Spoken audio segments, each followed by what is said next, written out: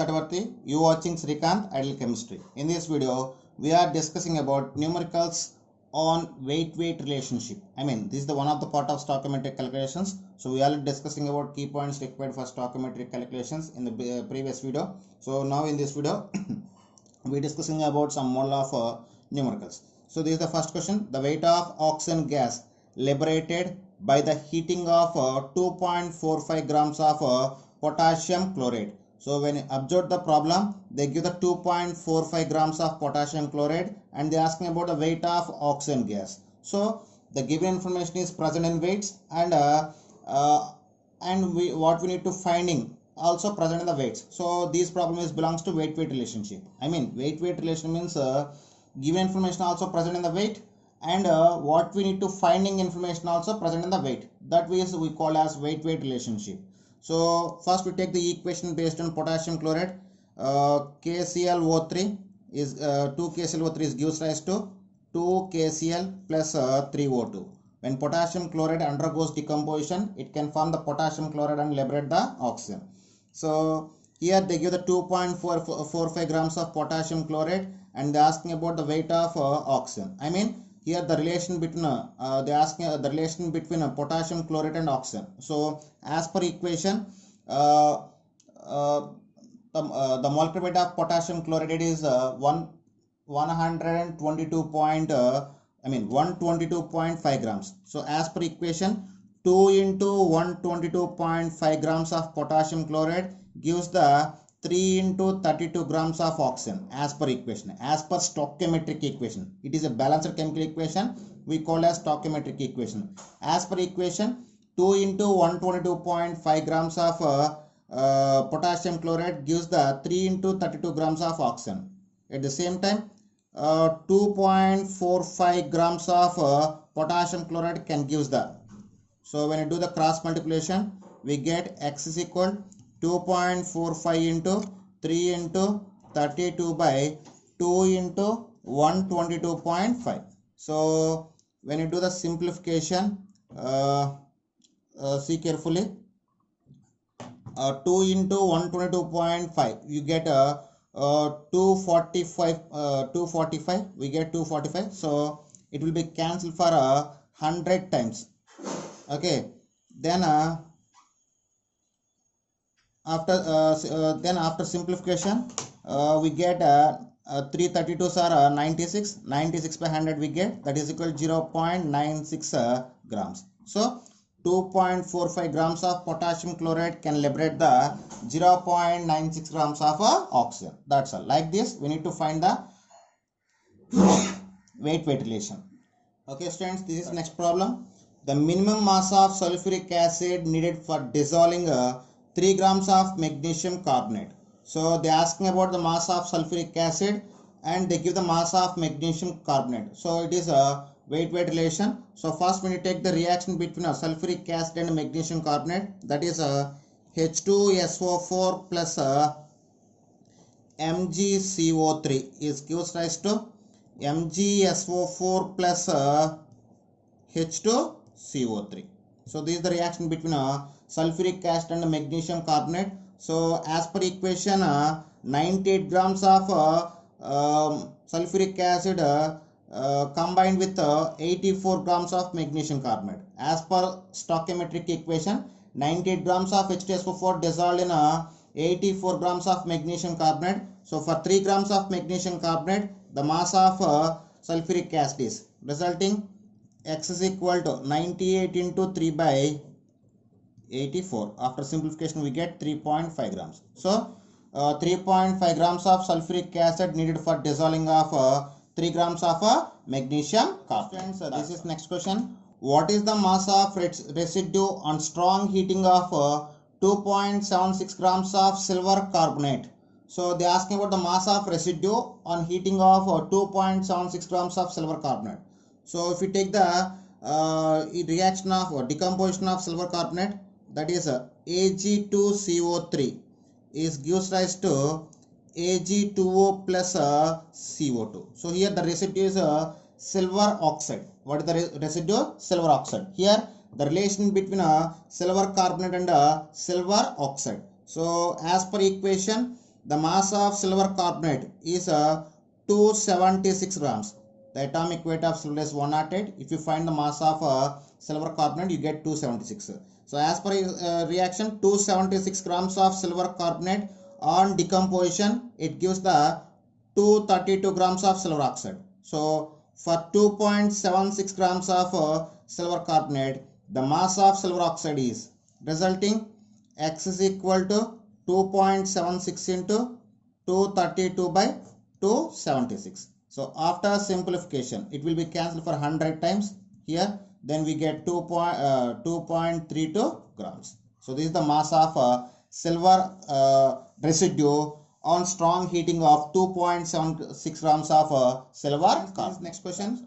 How many grams of H3PO4 is required to completely neutralize 60 grams of sodium hydroxide? So they are asking about the mass of H3PO4 and they give the mass of 60 grams of NaOH. So here they said neutralization between sodium hydroxide and H3PO4. So now we just take the connective equation between sodium hydroxide and orthophosphoric acid, that is H3PO4 plus 3NaOH is gives rise to Na3PO4 plus 3H2O. So this is the given equation. Okay, this is the relative equation, and as per equation, 98 grams of orthophosphoric acid neutralize the 3 into 40 grams of NaOH.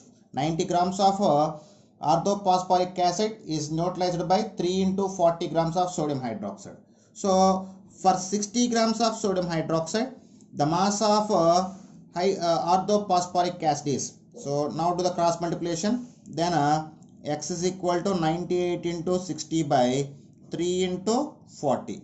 So 20 table will be cancelled in 60 for 3 times, here for 2 times.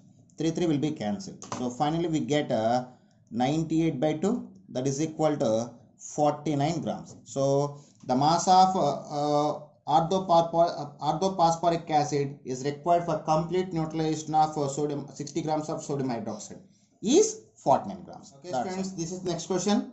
The weight of oxygen required to completely react with 27 grams of aluminum. So they are asking about the weight of oxygen and they give the weight of aluminum. So the equation which is represent the reaction between aluminum and oxygen is 4Al plus 3O2 is gives rise to 2Al2O3. So here they give the relation between aluminum and oxygen. So as per reaction, 4 into 27 grams of aluminum combined with 3 into 32 grams of oxygen. At the same time, for 27 grams of aluminum, the mass of oxygen will be combined is, do the cross multiplication, then X is equal 27 into 3 into 32 by 4 into 27. So 27 will be cancelled, 4 will be cancelled 8 times per in 32. So resulting we get 8 3s are 24 grams. So the mass of the weight of oxygen to react with 27 grams of aluminum is 24 grams. That's it. This next question. What weight of oxygen required for the complete combustion of 2.8 kgs of ethylene? So this is problem also based on weight relation. So here we need to take the combustion of ethylene. So the formula of ethylene is C2H4. Combustion reaction means burning in presence of oxygen. When ethylene react with burn in presence of oxygen, it can liberate the carbon dioxide and water vapors. So this is the combustion reaction of ethylene. So they are asking about the weight of oxygen and they give the weight of ethylene. So the relation here, the relation between ethylene and oxygen as per equation 28 grams of 28 grams of ethylene combined with 3 into 32 grams of oxygen. But they are asking for 2.8 kgs of ethylene combined with which mass of oxygen. So here we need to do the cross multiplication. Then X is equal to 2.8 into 3 into 32 into here as per reaction it is present in grams. To convert into kilograms, I just take the 10 into 10 power minus 3. At the same time 28 into 10 power minus 3. So 10 power minus 3, 10 power minus 3 will be cancelled. So 2.8 will be cancelled in 10 times in 28. So resulting we get 96 by 10, that is equal to 9.6 kgs.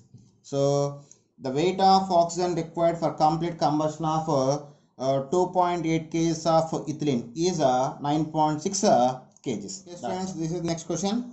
When a certain amount of octane is burnt to give 7.04 grams of CO2, then what is the mass of H2O is formed?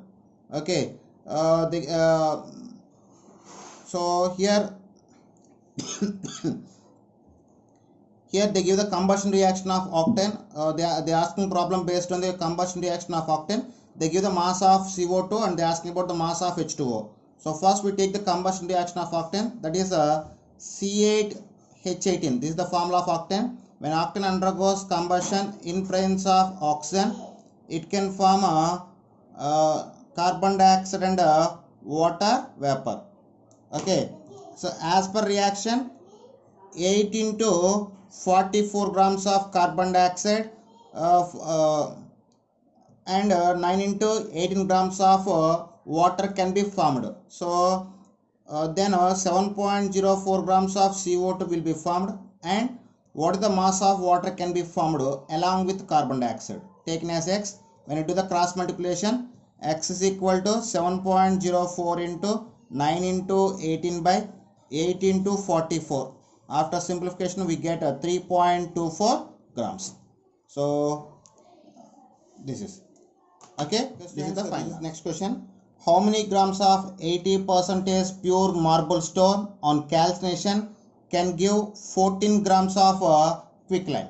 So here they are asking about the 80% of pure marble stone on calcination. First the stoichiometric equation always indication of 100% pure substance. So first we need to find the 100% pure marble stone, then it is converted to the 80% pure marble stone. Here marble stone means limestone.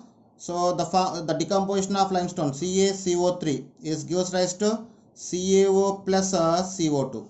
So as per equation, 100 grams of calcium carbonate can form the 56 grams of quicklime or calcium oxide.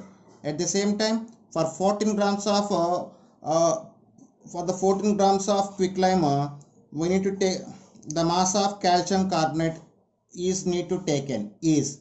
Do the cross multiplication, then x is equal to 100 into 14 by 56. After simplification we get 25 grams. So to get the 14 grams of quicklime, we need to take the 25 grams of 100% pure marble stone.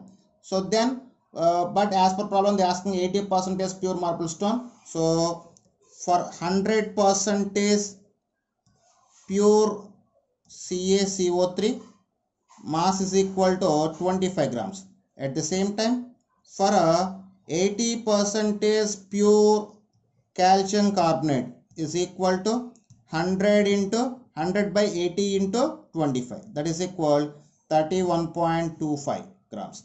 So when you ask me about the percentage of purity, we need to take the 100 by percentage of purity into mass of the substance for 100% purity. Okay, so then we get 31.25 grams. So this is the final answer. Okay students, there are some problems based on a weight relation. So in the next video we will discussing about problems based on weight volume relation.